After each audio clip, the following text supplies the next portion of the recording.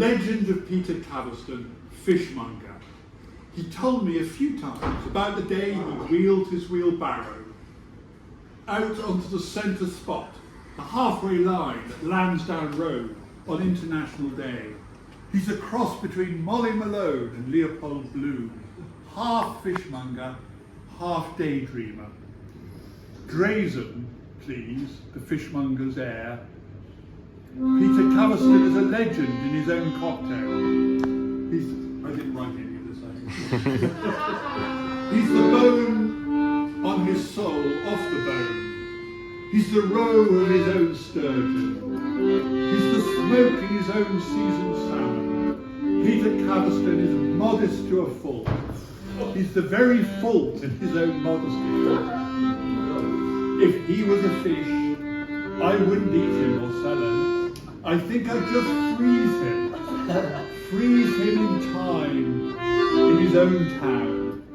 Without Peter Caviston, Glasthule would be all very well, like Nace or some such place. But with him, in Glasthule, where he went to school, only to be told he'd come to nothing, whereas he came to Glasthule.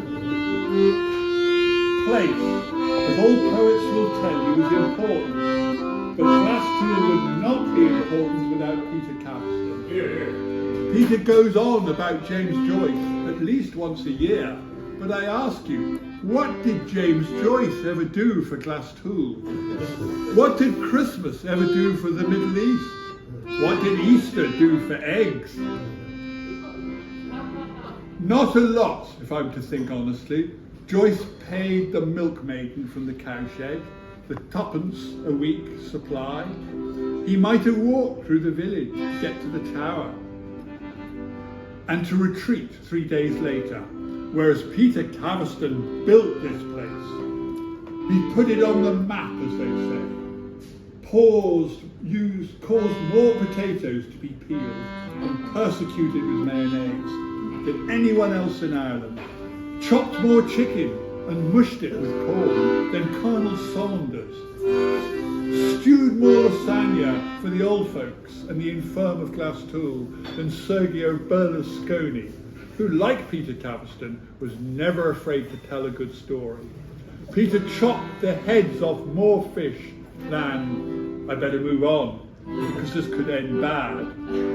This annual pilgrimages to Bordeaux with Tom Fitzgerald, his patron of the tenor arts. He is like a flypaper for musical spirits. His bust of Morans on the Weir, full of fun people. Peter's annual fishing at the National Yacht Club with Tim and Cormac. More fellows lost their moorings in those splendid evenings than they did in Hurricane Charlie. I don't know anything, if I'm to be honest, because I wasn't there.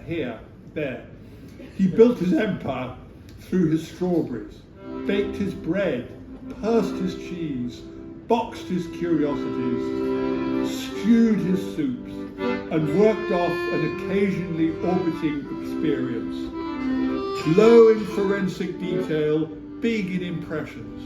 From the minute I met him at the National Yacht Club, I knew he was a lovely genius, the kind the world needs so badly, the kind that is crafted from the love of life itself. I might not have been around to see him craft his strategic plans, the years and years of pulling and dragging and of loading and unloading and winning and losing, and mostly of winning, and most importantly of all, of getting to know everyone, and I mean everyone, in cultivating their friendship and their custom. His father's name over the door and the store, his mother is a Crowley, that half of his law, Lawrence A. Crowley, a customer fine, he carved them in brass upstairs for all time. Simon and Jeremy Morgan belong in Peter's conundrum, his brothers in song. He loves them and rightly believes in their art. They are fixed on his menus, the loveliest part. And I might not have been there, but I must have seen his genius at work. He might exaggerate, I won't. Once he catered a top secret event in the Embassy Belt in Bulls Bridge, He turned an embassy mansion into a seafood fun palace. Oysters, crabs, prawns, scallops, and God knows what. Dredged from that day in Dublin Bay, slow roasted beef on the big green egg barbecue. The finest wines, champagne, rosé, red and white. Starched linen tablecloths and napkins. Don't wrap over the silver.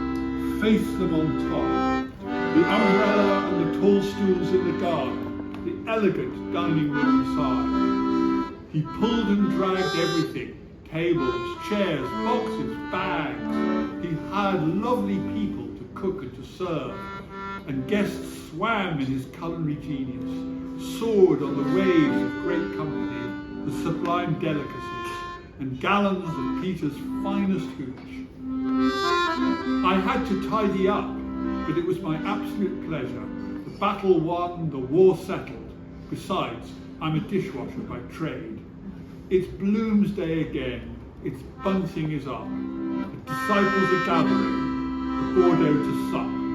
There are ponies and traps from 1904, bonnets and barnacles and boaters galore, fellows who never rejoice in their lives, and walk in Glasthule with their elegant wives. It's no thanks to Ulysses or portraits of men, Dubliners, chamber pots, and all things way back then. It's all about Peter Caviston now, the soul of Glasthule, and the finest of men. Hey, machine, hey. Hey, hooray!